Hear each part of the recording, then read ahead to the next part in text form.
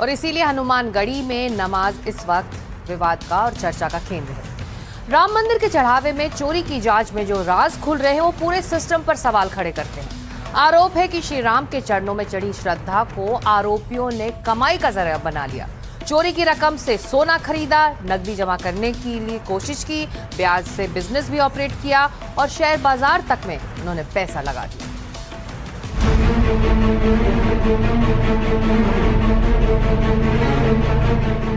राम मंदिर चढ़ावा चोरी कांड में जांच अब ऐसे मोड़ पर पहुंच गई है जहां हर खुलासा पहले से ज्यादा चौंकाने वाला साबित हो रहा है। पुलिस सूत्रों के मुताबिक गिरफ्तार आरोपी अनुकल्प मिश्रा, लवकुश और करुणेश पांडे के पास से सोने के जेवर और नकदी बरामद हुई है। जांच एजेंसियों का मानना है कि चढ़ावे से निकली रकम को धीरे धीरे अलग अलग जगह खपाया गया ताकि किसी को शक न हो। जिस पैसे को श्रद्धालुओं ने आस्था मानकर चढ़ाया, वही रकम कथित तौर पर निजी संपत्ति में बदली जा रही थी। आरोपी अनुकल्प मिश्रा, लवकुश और करुणेश पांडे से 2 लाख रुपए नकद बरामद हुए। करीब 10 लाख रुपए कीमत के सोने के जेवर भी बरामद हुए। चंदा चोरी के इन पैसों को ये चोर पहले अपने खाते में डालने की बजाय अपने जानने वाले दोस्तों, अपने रिश्तेदारों के जरिए उनके खातों में जमा कराते थे। इसमें से कुछ पैसा अपने सगे भाई बहनों, अपने माता पिता के खातों में या फिर अपने खाते में ट्रांसफर किया करते थे और फिर इसका इस्तेमाल करते थे। कोशिश ये रहती थी कि सीधे तौर पर पैसों की इनकमिंग उनके खातों में रिसिप्ट के माध्यम से जमा कराने के तौर पर ना दिखे, बल्कि अलग अलग खातों से, नात रिश्तेदारों के खातों से ट्रांसफर हो। चढ़ावा चोरी के आरोपियों से पूछताछ में ये खुलासा भी हुआ कि चढ़ावे से निकाली गई रकम का एक हिस्सा रिश्तेदारों और परिचितों को ब्याज के तौर पर भी दिया गया था।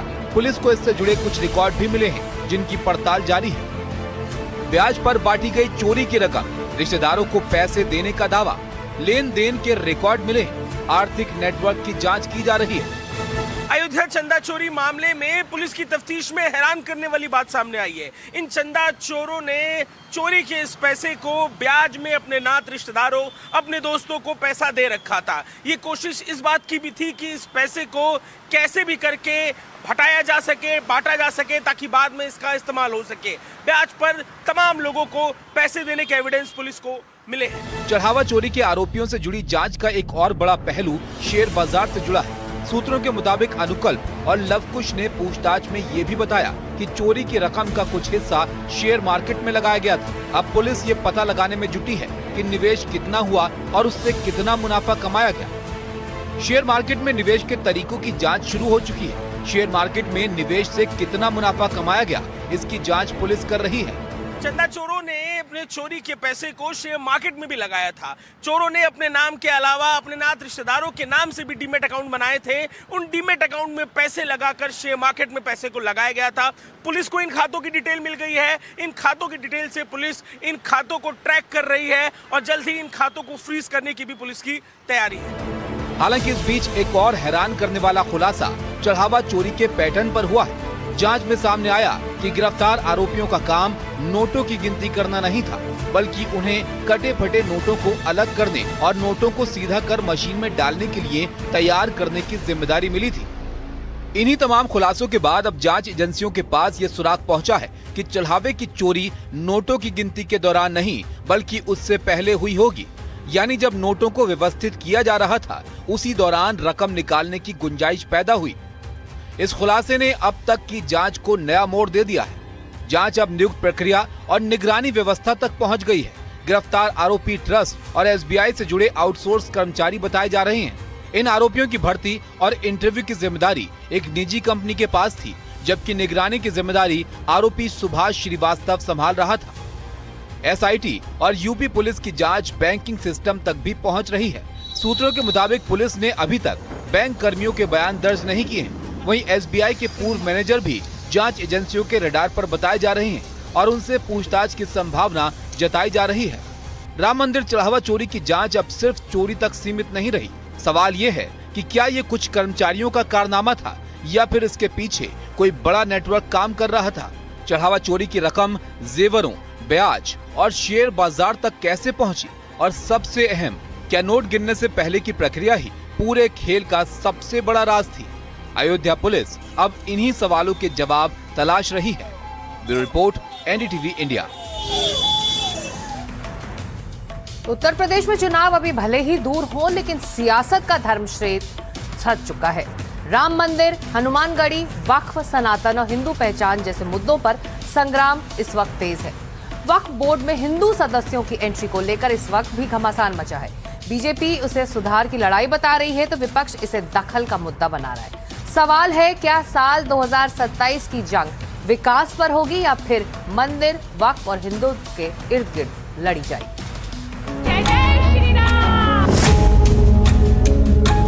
जिसको तुम कब्जा करवा रहे थे, वक्फ के नाम पर कब्जा करवा रहे थे। पिछली सरकारों ने वक्फ को लूटा है, इसमें कोई दो राय नहीं। सपा वाले क्या ये बताएंगे कि आजम खान ने जो यूनिवर्सिटी में थी उसका 3.5 एकड़ जगह वक्फ की थी या नहीं थी? अयोध्या से निकली बहस अब वक्फ तक पहुंच चुकी है। एक तरफ मुख्यमंत्री योगी आदित्यनाथ हैं, जो आरोप लगा रहे हैं कि पहले वक्फ की जमीनों पर कब्जे कराए जाते थे और लूट को संरक्षण मिलता था। दूसरी तरफ विपक्ष है जो ये कह रहा है कि वक्फ सुधार नहीं बल्कि वक्फ पर नियंत्रण की राजनीति की जा रही है। यानी लड़ाई सिर्फ जमीन की नहीं बल्कि नैरेटिव की भी है। जिसको तुम कब्जा करवा रहे थे, वक्फ के नाम पर कब्जा करवा रहे थे, उस श्रृंगवेरपुर को डबल इंजन की भारतीय जनता पार्टी की सरकार ने आज सुंदरीकरण की नई मुहिम तक, नई ऊंचाई तक पहुंचाया है। बीजेपी का दावा है कि वक्फ की हजारों संपत्तियों का कभी ठीक से ऑडिट नहीं हुआ। यूपी सरकार कह रही है कि संशोधन का मकसद लूट को रोकना, पारदर्शिता लाना और जवाबदेही तय करना है। बीजेपी नेताओं के मुताबिक अगर सरकारी संस्थाओं में सभी वर्गों को प्रतिनिधित्व मिल सकता है तो वक्फ बोर्ड में गैर मुस्लिम सदस्य होने पर आपत्ति क्यों? वक्फ बोर्डों में 2 हिंदू सदस्य होंगे तो सौहार्द का भी एक वहां पर माहौल बनेगा और साथ ही साथ वहां पर हो रही अनियमितताएं और भ्रष्टाचार उस पर अंकुश लगेगा। और जो लोग परेशान हैं, ये वही लोग परेशान हैं जो उस समय भी विरोध कर रहे थे। पूरा देश समर्थन कर रहा था आदरणीय मोदी जी के इस संशोधन अधिनियम 2025 वक्फ का। और वहां पर ये परेशान इसलिए हो रहे थे क्योंकि यही लोग सबसे ज्यादा वक्फ की संपत्तियों पर बैठे हैं। इन्हीं के लोग सबसे ज्यादा उन्होंने लूट करी है। विपक्ष के कांग्रेस हो, समाजवादी पार्टी हो, बहुजन समाज पार्टी हो। वक्फ की संपत्तियों को लूटने के पीछे ये वही विपक्षी दल के नेता हैं जो आज परेशान हैं। विपक्ष के पास देखिए कोई एजेंडा नहीं है, क्योंकि वक्फ संशोधन अधिनियम आने के बाद जो विपक्ष के नेता थे उनकी तो बोलती बंद हो गई, क्योंकि वक्फ के सुधार के लिए एक बहुत ऐतिहासिक कदम मोदी सरकार लेके आई थी, प्रधानमंत्री मोदी जी लेके आए थे, जिसका सकारात्मक परिणाम देखने को मिल रहा है। प्रॉपर ऑडिटिंग हो रही है, प्रॉपर डॉक्यूमेंटेशन हो रहा है, इलीगल इंक्रोचमेंट्स वक्फ की संपत्तियों से हटाए जा रहे हैं। हालांकि विपक्ष बीजेपी की इस दलील को पूरी तरह खारिज कर रहा है। समाजवादी पार्टी का आरोप है कि वक्फ सुधार के नाम पर मुस्लिम संस्थाओं में हस्तक्षेप किया जा रहा है। समाजवादी पार्टी के नेताओं का आरोप है कि बीजेपी की दिलचस्पी पारदर्शिता में कम और राजनीतिक ध्रुवीकरण में ज्यादा है। वे अपने भाजपा के नेताओं को शामिल करा देंगे और फिर वो भाजपा का नेता वक्फ की जमीनों पर कब्जा करने का काम करेगा। जो भाजपा के लोग राम मंदिर में चंदा चोरी को बचा नहीं पाए, वो वक्फ की जमीनों पर जो है वो कब्जा करना चाहते हैं। वहां पर कैसे उस धांधली को रोक पाएंगे जो राम मंदिर की लूट को नहीं रोक पाए। वक्फ विवाद के बीच समाजवादी पार्टी बीजेपी पर हिंदुत्व की राजनीति करने का आरोप लगा रही है। समाजवादी पार्टी के सांसद सनातन पांडे का दावा है कि बीजेपी राम और हनुमान के नाम पर राजनीति करती है। वहीं बीजेपी पलटवार करते हुए हनुमानगढ़ी विवाद और पुराने घटनाक्रमों को सामने ला रही है। ये लोग राम के विरोधी है और हनुमान के विरोधी है। जब राष्ट्रीय अध्यक्ष जी इसी धरती पर आए थे, उनके सामने जो है हनुमान जी को नचाया जा रहा था। वो हनुमान जी को, राम जी को जानने वाले कौन लोग हैं? ये आरएसएस के लोग और भारतीय जनता पार्टी के लोग कभी भी हमारे आस्था पर इनको विश्वास नहीं रहा है। इनको झूठ बोलना, आस्था के नाम पर चंदा वसूलना, चंदा की चोरी करना इनका काम है। वहीं इधर मुस्लिम पक्ष से भी विरोध के स्वर तेज हैं।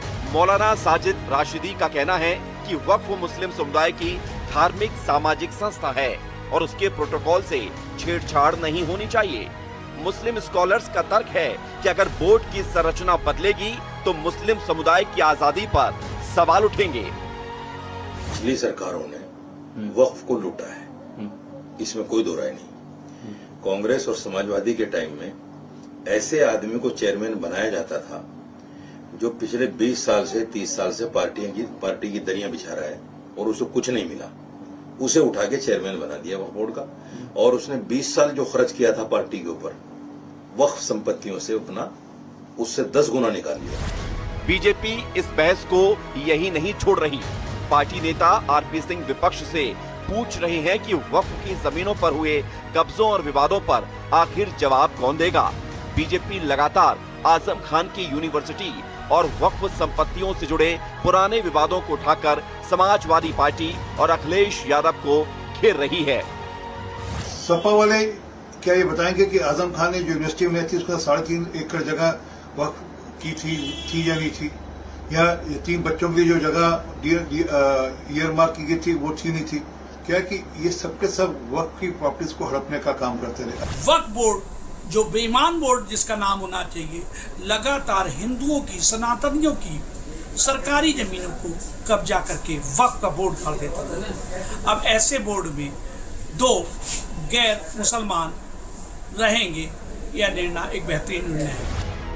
उत्तर प्रदेश के वक्फ बोर्ड में हिंदू सदस्य की एंट्री की मांग का मुद्दा अब सिर्फ प्रशासनिक या कानूनी बहस नहीं, बल्कि ये मुद्दा यूपी की सियासत में हिंदुत्व बनाम तुष्टीकरण की बड़ी बहस में तब्दील होता हुआ नजर आने लगा है।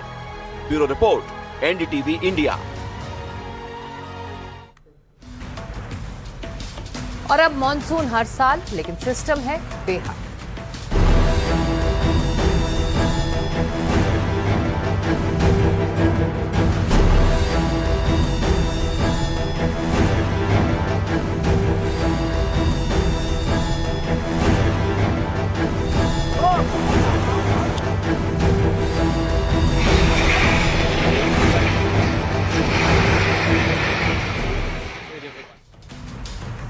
तो देश भर में मॉनसून का कहर जारी है। भारी बारिश और पानी के सैलाब ने कई शहरों को पानी पानी कर दिया है। आमतौर पर जो हाल जुलाई के आखिर में होता है वो अब शुरुआती मॉनसून में ही देखने को मिल रहा है।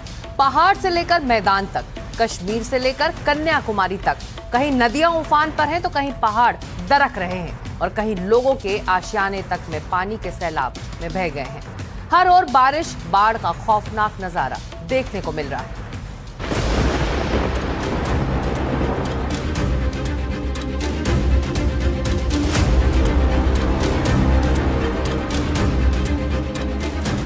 दिल्ली,